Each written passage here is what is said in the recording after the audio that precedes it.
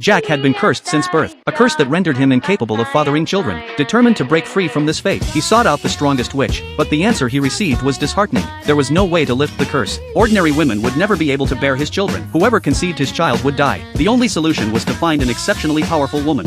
Faced with this revelation, Jack made a daring decision. He proposed to the centuries-old witch. 15 years ago, one of the 5 great witches had found Jack as a child, and placed this curse upon him. Both the king and the prince had been stripped of their ability to produce heirs. No woman could bear them a child. Thus, their kingdom was destined to perish with Jack's generation. Desperate, the kingdom summoned mages from all over the world, but none could break the curse. Years later, as Jack grew older, he heard rumors of another witch, the strongest among the 5. She had built a colossal tower in the middle of a vast desert. It was said that anyone who could climb from the base to the very top, overcoming the trials within, would have one wish granted by the witch. As a prince, Jack reached the top faster than anyone expected. In fact, he became the first human in 100 years to set foot at the tower's peak. But to his surprise, the mighty witch before him was not some fearsome hag, but a young, adorable girl. After a brief exchange of introductions, the witch asked Jack what wish he wanted fulfilled. Jack explained everything: his curse, his kingdom's predicament, and his desperate search for a cure. He pleaded for the witch to lift his curse. After examining him closely, the witch made a shocking discovery. This so-called curse was actually a blessing. Jack's very essence had been enhanced to an extreme degree. His lineage was so overwhelmingly potent that no ordinary woman could withstand it. That was why no one could conceive his child. Even as the strongest of the witches, she admitted that undoing this curse was impossible. If Jack truly wanted children, he would need to find a woman